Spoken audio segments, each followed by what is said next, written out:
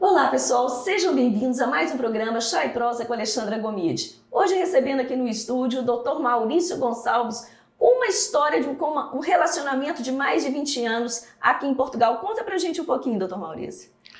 Eu sou filho de português, meu pai é da Madeira. Eu nasci em Belo Horizonte. E em 98 eu vim estudar em Portugal, fiquei 1 ano e meio em Coimbra. E desde que voltei para o Brasil, me foquei cada vez mais em Portugal. Minha área de mestrado era exatamente integração europeia. E desde então não parei. Já são 20 anos agora em janeiro de atuação nessa área, atendendo portugueses que residam fora de Portugal. Perfeito. Essa aqui já era uma expectativa nossa há muito tempo, viu, Dr. Maurício? É um prazer tê-lo aqui conosco, aqui no Chá e Prosa, né, Dr. Maurício? Nós estamos aqui em Cascais, quer dizer, descemos, viemos atrás, porque vale a pena o que a gente vai ouvir agora. O prazer é todo meu.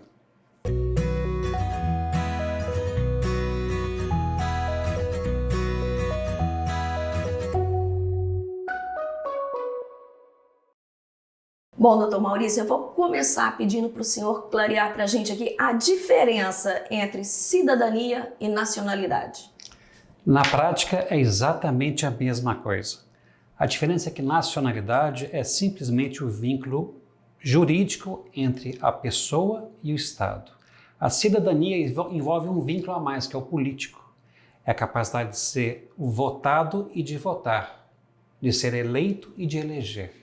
Então, esse vínculo político transforma o nacional, teoricamente, em cidadão. Mas, na prática, é a mesmíssima coisa. Quando a gente fala nacional, geralmente ele é um cidadão. Sim. Esteja num estado onde o voto é obrigatório ou não. E nós sabemos que no Brasil o voto é obrigatório, mas em Portugal não é. Existe até um movimento querendo que em Portugal seja obrigatório, mas eu não creio que isso vai seguir adiante. Graças a Deus. Com certeza. Bom, quais seriam as condições para ter direito à nacionalidade portuguesa? A nacionalidade é obtida por quem é descendente próximo de português, que não existe uma quebra de vínculo, ou por alguém que mereça a nacionalidade. Existe uma obtenção, que é o artigo 6.6, de pessoas que têm uma atuação relevante perante Portugal, ou por pessoas que residam em Portugal há mais de 5 anos. Se ela reside em Portugal por mais de 5 anos, de forma continuada, legal e continuada, ela pode obter a nacionalidade. Existem outras formas também, pelo casamento, etc. e tal, mas basicamente é isso. É muito burocrático a requerer a nacionalidade portuguesa? O pedido de nacionalidade portuguesa hoje é cada vez mais facilitado. São várias formas de fazer o pedido. Seja através de um consulado, que é a forma tradicional, seja através dos correios, que é uma forma criada quando o governo descobriu que os consulados não conseguem atender a demanda. A pessoa pega os documentos e manda pelos correios para as conservatórias portuguesas. Podem também ser usados, como se faz no Brasil, despachantes, assessores ou advogados. Mas o problema não é a forma de iniciar o processo, é a forma de concluir o processo. Que o processo são vários procedimentos necessários para que algo ocorra, que é o registro. Esse registro é a inscrição dos dados da pessoa em um livro, que hoje é digital. Essa inscrição que faz com que ela seja portuguesa. O pedido é deferido, é feito o registro e só então a pessoa é portuguesa e tem a capacidade de se emitir uma certidão. Sim. E com essa certidão ela prova para quem quer que seja que é português, emitindo mais tarde os documentos de identificação, que são o cartão de cidadão, o antigo BI, que até hoje o brasileiro, quando quer a nacionalidade, fala que vai obter o BI, vai pedir o BI. Ele não vai pedir o BI, ele vai requerer a nacionalidade. Tendo a nacionalidade, ele poderia, antigamente, antes de 2007, quando foi criado o cartão de cidadão, emitir o bilhete de identidade ou o cartão de cidadão e, posteriormente, o passaporte. Perfeito. E dá para ter uma noção, tem uma média do período para conseguir essa nacionalidade? Existem vários tipos de pedido de nacionalidade. Seja que é para um muito filho, particular, né? Seja para um filho, para um neto, por tempo de residência, por casamento, tem várias formas. E cada forma tem um prazo médio atual, que esses prazos mudam de época para época. Um processo de naturalização de netos que hoje nem existe mais. Quando começou, demorava 6 meses. Passou para 12 meses, passou para 24 meses, passou para 36 meses. depois regrediu novamente para poucos meses, depois cresceu novamente. Uma atribuição há 1 ano e meio atrás demorava 8 meses para ser concluída, uma atribuição de filho de português. Hoje voltou a ser mais rápido, mas isso é muito relativo, depende do caso. Tem alguma diferença entre eu fazer o pedido estando lá no Brasil ou já estando aqui em Portugal? Seja em documentação, prazos, possibilidades? São várias diferenças e o principal não é como você faz o pedido, mas através de quem. Se é através do consulado, existem regras muito específicas que são consulares. O consulado de São Paulo não atende uma pessoa do Rio de Janeiro. O consulado de Belo Horizonte não atende ninguém da Bahia e assim vai. Tem uma jurisdição que tem que ser respeitada. Sim, sim. E eles têm dificuldades com marcações, têm poucas senhas, pouca capacidade de atender a demanda que é muito grande. Por isso que veio o correio, que parece muito simples e é a forma mais barata. A pessoa simplesmente reúne documentos que ela acha que são os documentos corretos e que ela acha que estão emitidos da forma correta e envia para Portugal. Sim. Se tudo estiver certo, ótimo. O processo pode ser concluído sem maiores problemas. Mas se tiver qualquer problema, aí começa a receber ofício, e novas exigências e questionamentos, esclarecimento de dúvidas de nome, locais, etc. e tal, aí pode ficar mais complicado. Isso é para quem está no Brasil. Sim. Quem está em Portugal pode simplesmente levar os documentos a uma conservatória. Pessoalmente. Seja de Lisboa ou outras que recebam processos de nacionalidade, que não são todas. Agora, o problema é que existem mitos diversos e as pessoas divulgam que determinados conservatórios são muito boas. Já falaram isso de Tondela, já falaram isso de Ovar, já falaram isso de São Miguel. Agora falam do Arquivo do Porto. Boas no sentido de ser rápido. Ser rápido. Perfeito. Que o bom para as pessoas é quando é muito rápido. Ser rápido. Exato. Eles não perceberam que o bom é concluir. Mesmo que demore mais. Porque tem casos que são complicados, eles vão demorar. E o que importa nesse caso não é o prazo, é ser concluído, é atingir o objetivo. E, por exemplo, Tondela é uma conservatória de uma cidade muito pequena. São 30 mil pessoas. E enviaram centenas de milhares de processos para lá. É porque na hora que anuncia, vai todo mundo. E quando a pessoa descobre que aquilo é bom, aquilo já não é mais bom há muito tempo. Exato. A notícia já venceu, já prescreveu. E muito rápido. Então, São Miguel deixou de receber processo há muito tempo, tem mais de 2 anos. Tondela é um caos, Ovar é um caos. E o Arquivo do Porto tem muito mais estrutura que todas as outras, só que eles são muito burocráticos. Eles são muito minuciosos e exigentes. Sim. E, curiosamente, o grande monstro dessa história é a Conservatória dos Registros Centrais, que teoricamente é mais demorada. Só que, na verdade, é ali que estão os conservadores mais experientes, que são capazes de pegar um processo que tem um problema pequeno, médio ou até maior e gerir aquilo com muita simplicidade por ter experiência no caso. Muito mais conhecimento que um conservador inicial, alguém que acabou de passar no concurso e assumir uma conservatória pequena. Então, Lisboa não é o pior, talvez seja o melhor. Só que alguns processos muito simples podem sim não serem enviados para Lisboa. Perfeito. Agora, você chegou a comentar a questão da pessoa, acho que estou enviando a documentação certa. Existe alguma fonte que a gente consegue buscar com mais segurança essa documentação? O problema é que eu imagino o seguinte, como cada caso é um caso, cada caso vai ter a sua documentação específica. Seria esse o contraponto? A questão é muito triste, mas não existe. As pessoas chegam para mim e falam assim, olha, eu tenho toda a documentação correta. Eu falo, mas como é que você chegou a essa conclusão? Eu peguei no site do consulado. Eu falo, faça um exercício, consulte o site do consulado de São Paulo, do Rio, de Belo Horizonte e de Belém e verifique que a mesma orientação para o mesmo ato diverge nas 4 fontes. Exato. Quer dizer, se 4 consulados estão falando sobre a mesma coisa e dando informações distintas, qual está certo?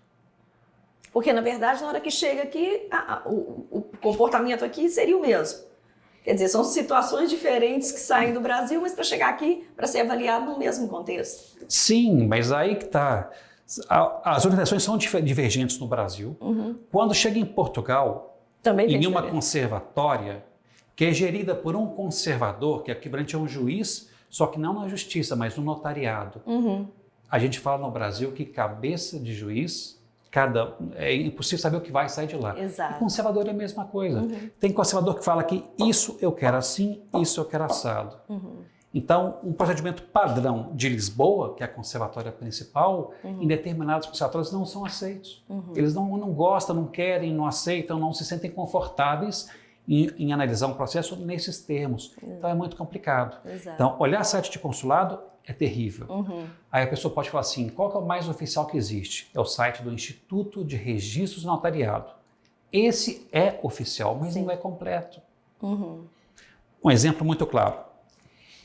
Não se apostilava documentos de identidade de pessoas estrangeiras fazendo pedido de nacionalidade até 6 meses atrás. Nós estamos em 2019.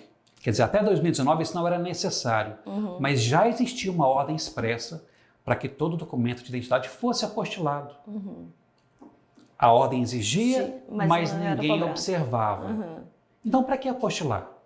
Exato. Gastar 30, 50, cento e tantos reais, depende, o apostilamento, o custo varia conforme a região do Brasil. E não é barato, né? O mais barato é 30 e poucos, Pois é. e o mais caro é cento e tantos. Se puder evitar esse custo, um processo de 5 pessoas, 500 reais ou 180 que diferença, seja, a gente tem que reduzir o custo. Sim. Então, o nosso escritório, por exemplo, nunca apostilava nada, até que resolveram levar em consideração uma ordem expressa, por escrito, de 2 anos atrás. Aí, não, 2 não, 3 anos atrás. Aí nós corremos para apostilar todos os documentos, porque quando é obrigatório, Acabou. não há o que fazer. Mas enquanto não está sendo cobrado, uma obrigação que não é cobrada, Exato. não faz sentido atender. Exato. Eu acho importante a gente estar chamando a atenção a essas diferenças aqui, gente, porque o que eu percebo muito acompanhando na verdade, isso gera uma ansiedade muito grande, né, em quem está no meio desse Com razão. processo, e aí sai buscando toda e qualquer fonte. E muitas vezes tomam decisões com base em um exemplo, às vezes assim, com fulano ali aconteceu assim, assim, assim. Então tenta seguir aquele mesmo caminho. Se e o aí caso vai dele se deu certo, o meu também vai dar. Exatamente, e aí vai criando uma situação cada vez mais complicada para o seu próprio processo. E é complicado porque as pessoas me falam assim, olha, eu sou de uma família de portugueses, eu tenho 9 irmãos, eu sou o 10º, todos obtiveram nacionalidade. Obviamente eu também tenho direito. Eu já levanto uma sobrancelha. Provavelmente sim. Obviamente Olha não. só, isso é... Obviamente não. Eu tenho um caso muito curioso, que eu não vou entrar em detalhes, de uma 10ª irmã que conhecia a história da vida dela, mas pesquisando e emitindo documentos e levantando informações, ela descobriu que a história dela não era real. Era a história que foi contada para ela. E mesmo assim, existem casos de pessoas que antigamente, quando a gente for lembrar da década de 20, 30, 40, 50... Que é onde vai buscar, né? Os comerciantes podiam trabalhar localmente ou viajando.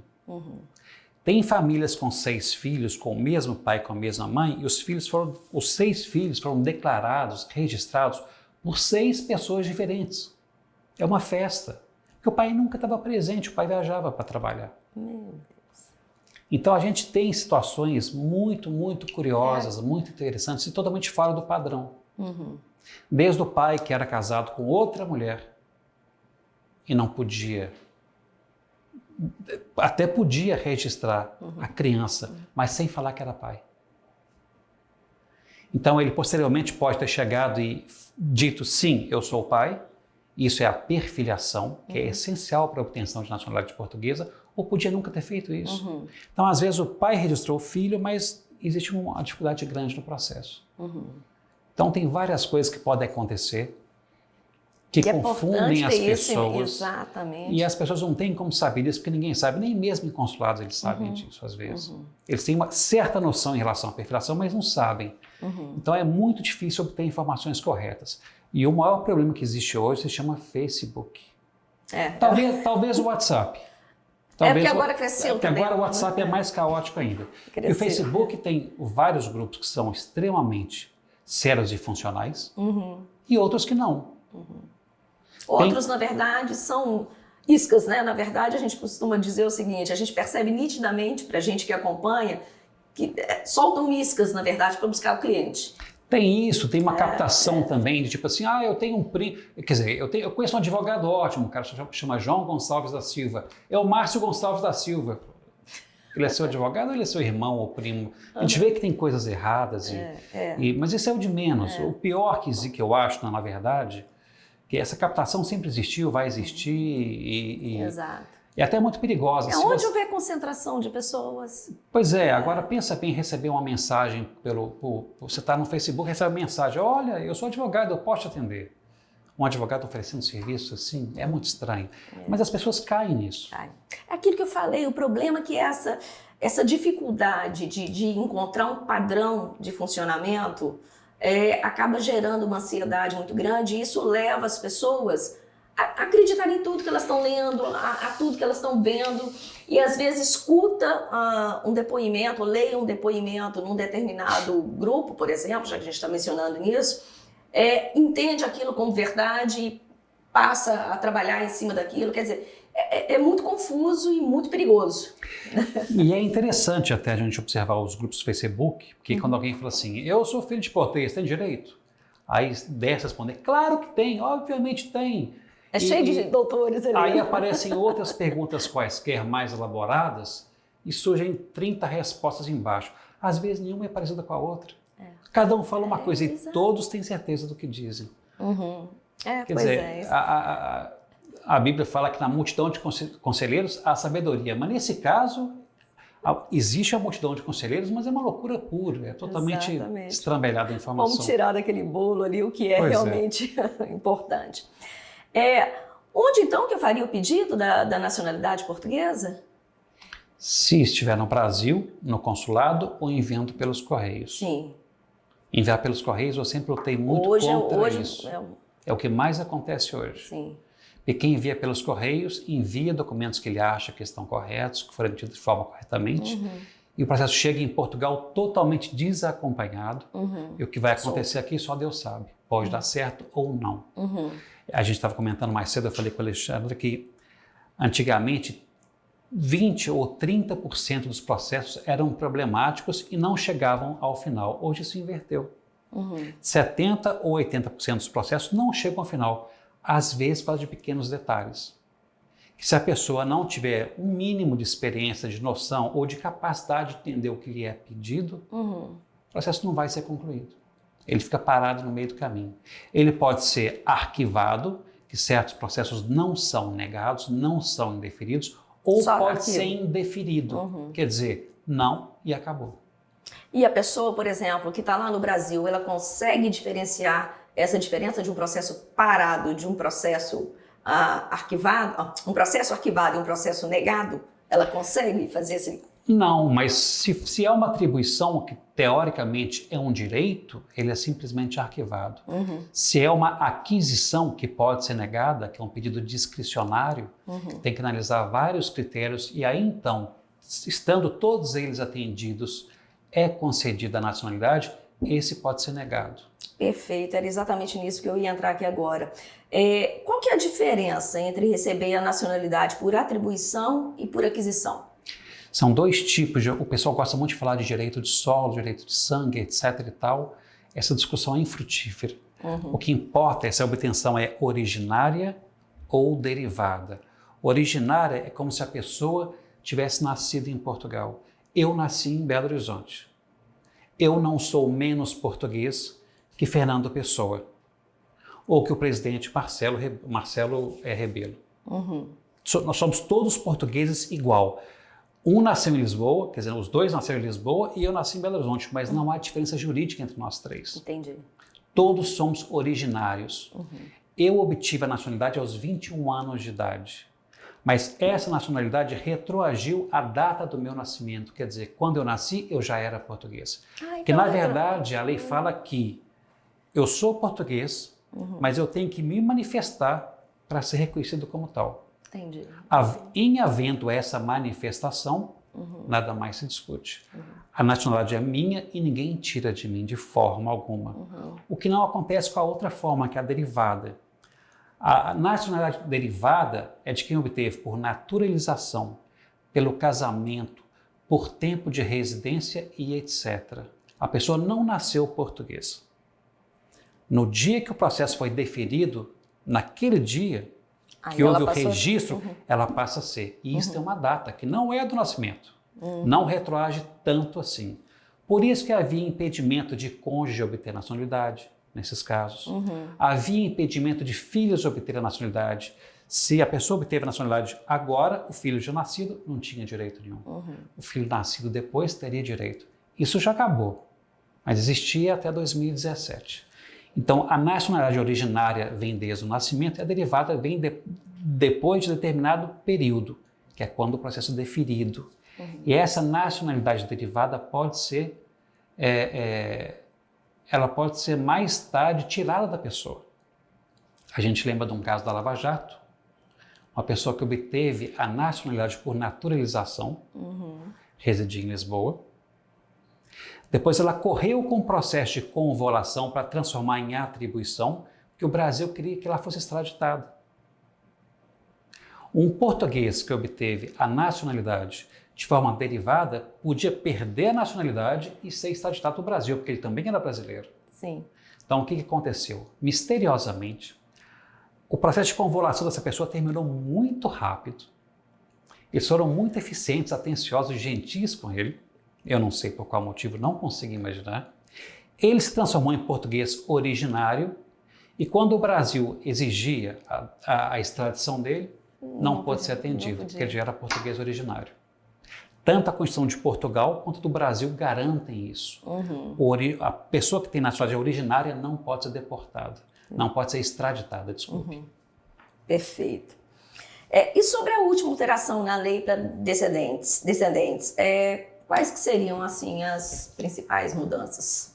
Se é que a gente consegue abordar, foram várias. As mais importantes são: quem obteve a nacionalidade de forma derivada por naturalização com várias restrições, o filho já nascido não pôde obter, o cônjuge não pôde obter, agora pode transformar essa naturalização em atribuição, que é a forma originária. Transformando em atribuição, todos podem obter nacionalidade, filhos e cônjuge. Essa questão do cônjuge também foi uma alteração. Eu, por exemplo, quando vim morar definitivamente em Portugal em 2006, eu vim com a minha esposa. Ela teve que esperar 2 anos de residência legal em Portugal para comprovar um vínculo com Portugal e só então fazer o pedido de nacionalidade. Isso hoje não existe mais dessa forma. Essa prova de vínculo não existe. Existem outros critérios, mas não a prova de vínculo de antigamente. Então, quem está casado há vários anos com filhos e obteve a nacionalidade, é importante que saiba que o cônjuge, marido ou esposa podem obter nacionalidade, porque a lei era machista antigamente. Para quem casava antes de 81, o português ele tinha capacidade de passar a nacionalidade para a mulher, mas a mulher não fazia o contrário. Que ela, como cidadã, era menos capaz, como qualquer lei machista, que não é só em Portugal que acontece isso. Não é a Itália, na Alemanha também a mesma coisa, na Itália também, isso está mudando. Mas na Europa, de forma geral, a legislação é bastante machista ainda. Então mudou. A naturalização permitiu a convolução para que todos obtenham agora a nacionalidade por atribuição, que facilita muito para as gerações seguintes. As pessoas que não obtiveram a nacionalidade por naturalização entre 14 de dezembro de 2006 até 3 de julho de 2017, esperando uma alteração benéfica, foram muito prejudicados. Quem não esperou e pediu antes, depois pode mudar o tipo de obtenção e foi muito beneficiado. Então, basicamente, o mais importante é essa questão da naturalização e que o cônjuge hoje pode obter a nacionalidade. Perfeito. São os 2 detalhes mais importantes. Perfeito. Eu ouvi recentemente, acho que inclusive num vídeo seu, é a questão dos bisnetos. Em que contexto que os bisnetos podem pedir? Eu postei um vídeo ontem que eu fiquei até muito feliz. Eu consegui sintetizar em 2 minutos toda essa questão e eu não vou conseguir fazer isso agora. Mas o fato é que... Então já vou te adiantar que eu terminei de assistir um vídeo e falei, gente, em pouquíssimo tempo ele deu o recado. Pois é. Naquele dia eu estava inspirado. Mas a questão é que a figura do bisneto não existe. Existe de filho e de neto. E a nacionalidade caminha. Português, filho, neto. Se o filho obteve a nacionalidade, tem português, pai, português, filho, e quem era neto se transformou em filho. Quer dizer, a nacionalidade vai caminhando, o português vai descendo de geração, e se não houver quebra nessa cadeia hereditária, pai, filho, neto, bisneto, trineto, tetraneto, pentaneto, nunca vai acabar. Meu pai é um português madeirense, eu sou um português nascido em Belo Horizonte, minha filha é portuguesa nascida em Belo Horizonte, meu neto não sei onde vai nascer, mas vai ser português, e se ninguém distrair nesse meio de caminho, seremos Todos. ad eternum portugueses todos. Porque o português não morre, né? Camões sabe, quer dizer, pelo menos não perde a nacionalidade. Camões até hoje é português. Exato. Então, o que importa é isso. Perfeito. Gente, eu vou deixar o link aqui em cima para vocês do vídeo que o Dr. Maurício gravou, falando especificamente disso, acho que vale a pena dar uma conferida. Bom, as regras para a obtenção da nacionalidade de menores de 18 anos são as mesmas para adultos ou são diferentes? O mais interessante é que o menor de 18 não paga emolumentos notariais e tendem a ser tratados os pedidos com mais simplicidade, que um adulto às vezes tenta fraudar documentos, etc, para obter nacionalidade. Um menor de idade não. Isso é pouco comum. O pedido é assinado pelo pai e pela mãe e tramita de forma mais simples. Não quer dizer que vai ser extremamente simples, mas é mais simples que de um maior de idade. Se a pessoa tem a ascendência portuguesa, não tem muito segredo. Agora, se é por tempo de residência, tem variações diversas hoje. Porque hoje em dia Portugal está dando muita importância para quem nasce em Portugal. Agora, voltando para aquele assunto que não vale a pena ficar entrando em detalhes, que é o direito de solo e de sangue. No Brasil, nós levamos em consideração os dois. Quem nasce no Brasil é brasileiro e pronto, acabou. Ponto, acabou. E o filho do brasileiro é brasileiro e ponto, acabou. Se o filho do brasileiro nasceu em Dubai e nunca foi ao Brasil, ele é brasileiro de qualquer forma. Porque é filho de brasileiro. Porque é filho. Mesmo que o pai nunca tenha comunicado lá no cartório, onde ele mesmo foi registrado, que nasceu um filho dele em Dubai. Comunicando ou não, ele é brasileiro. É só levar o documentozinho lá e pronto, acabou. Coloca num livro especial no cartório e ele é brasileiro. Então, o Brasil é muito receptivo em relação a isso. Portugal não era. Portugal só considerava o sangue. Nascer em Portugal não significava absolutamente nada e isso agora começou a mudar. O filho de estrangeiro, mesmo ilegal em Portugal, se nascer aqui em Portugal, hoje pode obter nacionalidade, pode ser português, etc. As coisas estão mudando muito. O que é interessante, que Portugal era um país muito fechado. Sinal que está... Não tinha imigração, tinha emigração, mas não tinha imigração. Exato. E hoje isso mudou completamente. Portugal é um país muito atraente em vários aspectos. Exato. Inclusive trabalho, coisa que muita gente questiona, mas se for pensar bem, vê que é muito interessante. Então, o governo sentiu a necessidade de mudar esse critério legal. Perfeito, mesmo porque Portugal precisa, né? Precisa muito. Precisa muito de renovo, o que está acontecendo de uma forma alucinante. Exatamente. Alucinante o que tem acontecido em Portugal agora, nos últimos 5 anos. Os lisboetas de 5 anos para cá não conhecem mais a própria cidade. Hoje em dia, não só por causa do turismo, mas por causa de influências externas. Que as pessoas vão passando e vão deixando na terra o que se considera bom. Então, essa miscigenação, essa movimentação de culturas tem enriquecido muito Portugal, tem mudado a forma como as pessoas pensam, como as pessoas agem. Exato. E te leva a amadurecer muitas questões, a refletir sobre uma verdade absoluta quando se está fechado, né? Exatamente. E a gente começar a olhar o mundo com outros olhos é muito bom. A riqueza que traz é muito grande. Exato. E isso é importante, gente, que quando a gente fala nessa diversidade cultural, não é só o brasileiro aqui, né? Pelo contrário, tem várias nacionalidades que estão optando por Portugal. Isso é muito interessante. Doutor Maurício, vou pedir para o senhor falar para a gente agora um pouquinho sobre a perda da nacionalidade brasileira. Eu vou falar sobre 2 perdas de nacionalidade. Primeiro, eu vou falar sobre a portuguesa, que é um mito muito grande que existe, divulgado por consulados. O português perdeu a nacionalidade porque ele se naturalizou no Brasil. Isso geralmente é falso.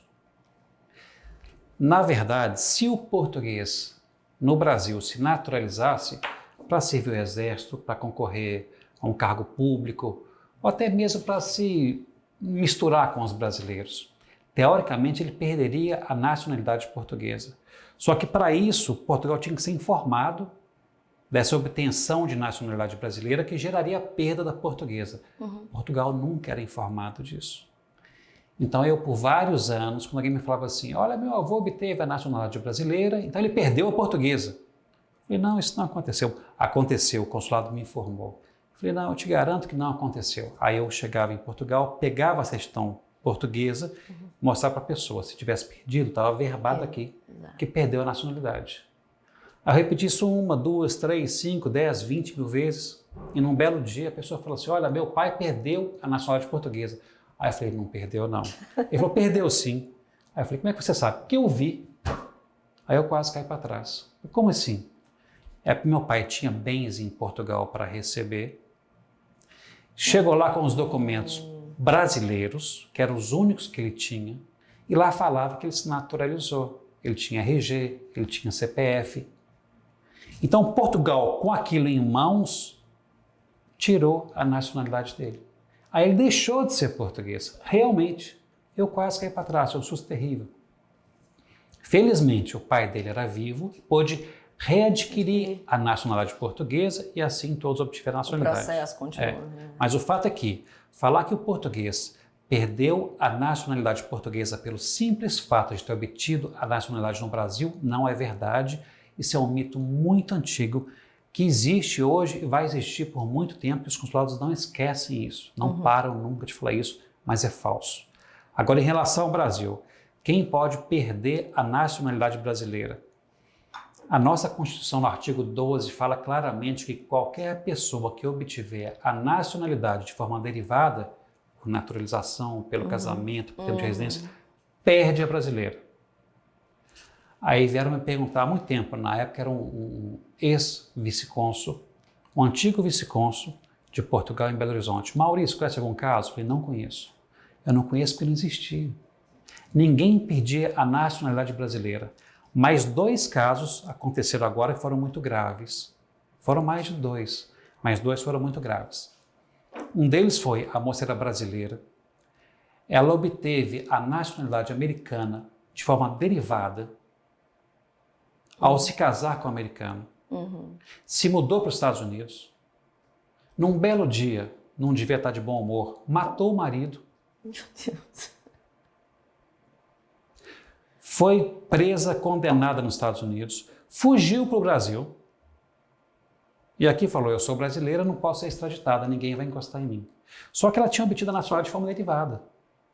Aí o STJ decidiu que por ela ter ido contra a Constituição, ela perderia a nacionalidade brasileira. Aí ela perdeu, foi extraditada e julgada e está presa nos Estados Unidos. Isso é raríssimo de acontecer. São casos extremos. E houve um outro caso extremo que foi muito similar. Também envolveu morte, envolveu fuga para o Brasil, achando que aqui estaria, aqui não, lá no Brasil estaria seguro, mas isso não acontece mais. Que em casos extremos, em casos muito radicais, a justiça pode se manifestar no sentido de tirar a nacionalidade do brasileiro que obteve uma outra nacionalidade de forma derivada, que não é o meu caso, que eu obtive por originária. Exato. Mas eu também obtive a italiana, de forma derivada. Então, hoje em dia tem tanto, as relações internacionais são tão complexas, que eu sou brasileiro de forma originária, português de forma originária e sou italiano de forma derivada. É um cidadão do mundo. Então, hoje em dia, as coisas têm que ser analisadas com mais detalhes. Mas perder a nacionalidade brasileira é muito difícil, tem que fazer coisa muito errada. Não é comum acontecer, ninguém deve temer isso, a não ser que não seja se comporte muito mal. Perfeito. Gente, essa prosa nossa tá deliciosa, doutor Maurício, mas a gente vai encerrando e eu vou pedir para o senhor deixar uma mensagem para quem está nos assistindo, seja lá do Brasil, seja daqui de Portugal ou de qualquer lugar do mundo, uma mensagem para quem está pensando em vir para Portugal. Quem está pensando em vir para Portugal com a nacionalidade deve pensar claramente em ajustar a sua realidade vivida no Brasil à realidade que existe em Portugal hoje. É preciso pesquisar muito bem o que vai fazer, como vai fazer, aonde vai fazer, quais são os primeiros passos, como não gastar dinheiro à toa. Porque as pessoas gastam muito dinheiro, elas criam muita expectativa acha que tudo vai ser muito simples e burocracias existem para várias coisas. Se ela não conseguir fugir dessa burocracia, quer dizer, agir da forma mais eficiente possível, ela vai perder muito tempo e dinheiro. E isso é sempre prejuízo para o interessado e para a sua família. Perfeito. Só para finalizar aqui, que eu lembrei de uma coisa. O senhor está aqui em Cascais, o escritório está aqui em Cascais, mas atende o país inteiro, Portugal inteiro. Atendemos o mundo inteiro. Perfeito. Seja presencialmente aqui em Cascais, online, ou através de telefone, e a nossa forma preferencial é o e-mail, que é uma coisa muito interessante. Por favor, entendam isso. A segurança das pessoas hoje é o que está escrito, é o que se mantém com o tempo. Tudo que é enviado por e-mail é prova. Quem diz que A é A, mais tarde não pode falar que é B. Está escrito. Está registrado. Está registrado. E isso é segurança. Tem gente que contrata pessoas para fazer isso, aquilo, e não tem nada escrito, não tem um contrato. Depois, quando não recebe o que esperava, como é que vai reclamar? É a palavra de um contra de outro, não tem segurança nenhuma, não vale a pena. Com certeza. Bom, pessoal, vamos encerrando por aqui então. Vou deixar todas as mídias e contatos do Dr. Maurício aqui nas descrições, tá? Vale a pena acompanhar o canal, né? O canal é Cidadania Portuguesa, não é isso? No Facebook, nosso grupo é Portugal Cidadania Portuguesa. No YouTube e no Instagram é cidadania.portuguesa. Perfeito. Muita informação relevante para quem pensa em estar buscando o seu direito à nacionalidade, ok? Bom, vou ficando por aqui. Deixa aí nos comentários, já deixa o seu like, continue nos acompanhando e até o próximo vídeo. Tchau, tchau!